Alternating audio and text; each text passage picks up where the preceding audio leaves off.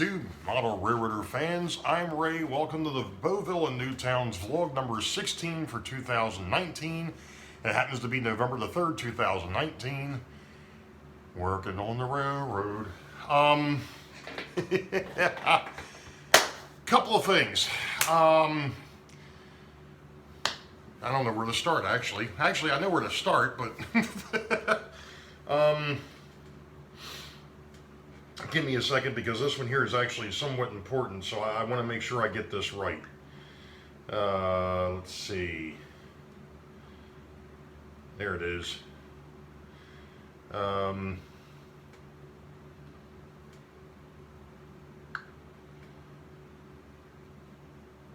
Here it is. Okay. Oops, sorry. I hit the chair that's apparently hitting the tripod. If you watched vlog 15, actually rant 15 is probably more accurate. Sorry. You understand that I was a bit of a bad mood because of the fact that a place that I've been dealing with for years, and don't get me wrong, I'm gonna put this right out here right now. Don't get me wrong, I think it's great that the company is still going to be around, just not under the same context that it was, and it kind of sucks for us local guys that we don't have anything. And I know Tom Kavitchak from Tom's Trains and Things, he mentioned that there is a place down in Annapolis. Well, Annapolis is like an hour south of me, about an hour, maybe a little longer south of me. It's not exactly around the corner. So it would really have to, for it to make sense for me to go to Annapolis, I'd really need to have a grocery list, per se, to be able to go down there. However, as it would turn out, there is a group that I'm a part of on Facebook for the railroad. And I'm not sure if this here was just something that came across one of the, actually it doesn't look like it came from one of the groups, but it came from a fellow that's local to me, somewhat, David Leone. I guess that's how he spells it, or it says his name, and it says his name. Blah, blah, blah, blah.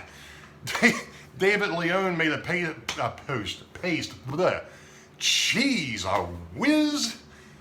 It's been one of those days, trust me. He made a post earlier today that there's actually a place literally 10 minutes the opposite direction of where Timonium is, right down the road here. It's a place called Competition Minis. Literally, they had dealt with, if there's anybody on here that's familiar with Dungeons and Dragons or Warhammer or things of that nature, where you had the little lead figures. Of course, I don't know if they're still made out of lead or if they're making them out of something else now. It's been a while since I've dealt with Dungeons and Dragons, and yes, I'm a D&D guy. It's been a long time since I've messed with it, but I've still got the first generation books sitting over here on my bookshelf, but we digress. Competition Minis decided apparently this week that, gee, well, since MB Klein's closing its doors, that opens up an opportunity for us. So they're turning around and they're going to start selling evergreen products. They already sell a bunch of airbrushing stuff, paint and things of that nature. So I actually do have some place fairly local to go. Yay! So, at any rate, that was the good news. Now on to the bad news. I'm going to go ahead and throw up. That's not a good way to put it. I'm going to put a couple of clips in here. I'm going to put a couple of clips in here in a minute. Big thanks to John Brown. He's not only a fellow model railroader, or a model railroader, as I'm about to tell you about. He's an S-gauger. He's had his family's had an S-gauge layout for a lot of years. It's more of a Christmas thing, but he's starting to, because he's seen what I've done with mine, he's starting to get that motivation, I guess, to take it from, or at least a portion of it, from a Christmas layout or a Christmas pike to an actual railroad. So he's been working on that, and I've been getting him some pointers and some help there.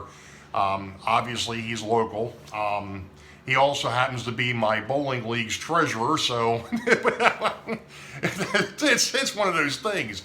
But at any rate, he came over last weekend, last Sunday, and helped me move that pool table, which is what I'm going to go ahead and put up here in a minute. But while he was here, we also took 4 boxes of Model Railroad magazines over to the FCMSE. For anybody who's not familiar, that's the Four County Society of Model Engineers, the FCSME. They are west of here. They're literally based in, I think, Carroll County, which is a county that's 2 counties over from me. They bring their layout to the Timonium Fairgrounds every year. They happened to be there this weekend, and I dropped those magazines off to them, to which they were very appreciative. And if any of them are actually watching this, thank you very much for taking them. It was my pleasure. Hopefully it'll help somebody else grow in the hobby. Now, back to the bad news. And I can laugh about it because I got it taken care of. But as you're going to see in these next couple of clips, things did not go according to plan. Check this out. Yeah, basically. Yeah, I got to figure that out because apparently they made my phone much easier to do screenshots. And I'm ending up with a bunch of them when I half fall asleep playing games. All right, folks. Well, I guess I could call this vlog 15A. This is Big John. Him and I actually bowl together on Friday nights, and he's also an S-Gauge modeler. He's been working on an S-Gauge layout, but we're sitting here in front of what was the pool table base, and we're getting ready to cut into it and actually find out what the heck the thing's made of, because things are slightly concerning to me. The side looks like it's made of pine, but the corners look like particle board. In the end. So we're not 100% sure what this thing is, so we're going to go ahead and I'm going to stop for a minute because it's going to get way too daggone noisy down here. And we'll see what we actually end up with. So give us a minute and we'll be back. Back up. Well, the exploratory surgery on this thing did not go well. Yeah, it's particle board, basically, or press board, however you want to look at it. Particle board, press board. But looks like what they did is they veneered the darn thing on both sides. So it's got some strength to it, but like I was just telling John here, I said I'm not sure what I'm going to do. Either way, I got to cut it up to get it out of here because I can't carry it out of here in one piece. It's too big, too heavy, too much bulk. So either way, it had to get cut up. But now comes the point: do I try and utilize it, or do I just cut it and say forget it and then go out and get myself some other wood? So at this point, I think I'm just going to go ahead and start cutting into this thing and see what we got, and we'll go from there. So that's it for right now. So, with those 2 clips in mind, I just got finished cutting up the rest of the pool table. I was actually taking another look at it. I did cut a piece I thought that was going to work. When I brought it over here, I realized because that wood is not solid, it makes it awfully hard for that circular saw to cut through, and it had more waves in it than the Atlantic Ocean. Even with that circular saw, it's just coming apart.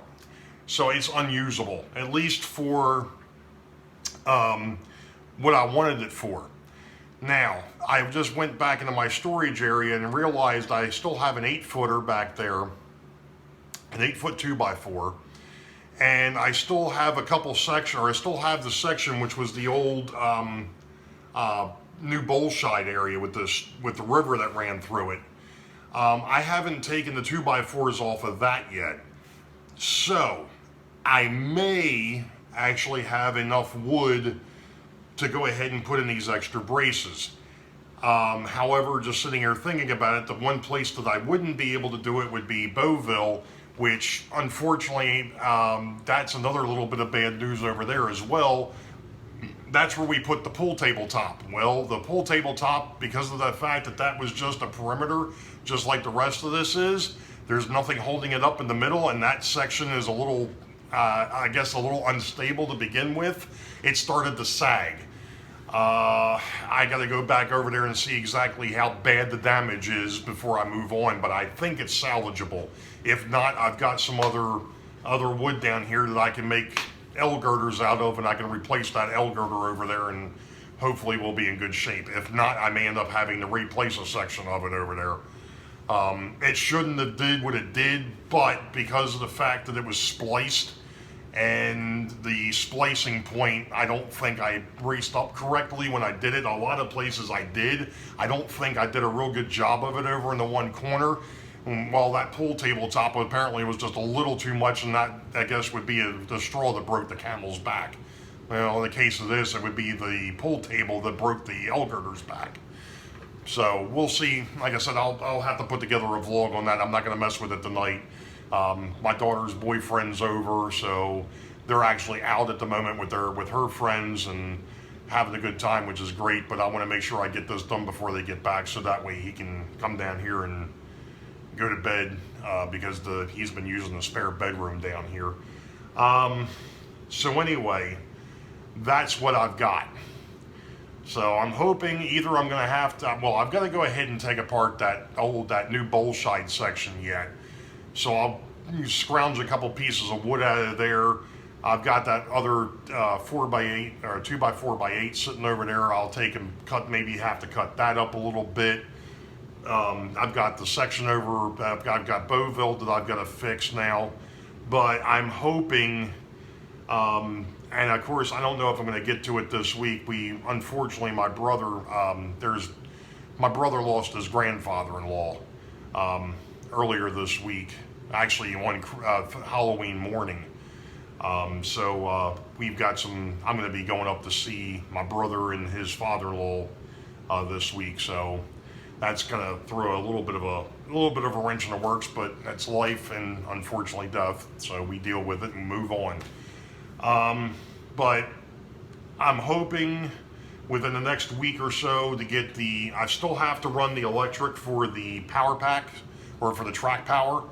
I know, Sparky, you and I have been trying to catch up, and I just haven't had the chance. So if you see this, Sparky, go ahead and hit me up. I'm going to say maybe Monday or Thursday are probably the only 2 days this week that I'm going to have outside of the weekend that I'm going to have to fool with it or be able to catch up with you. So,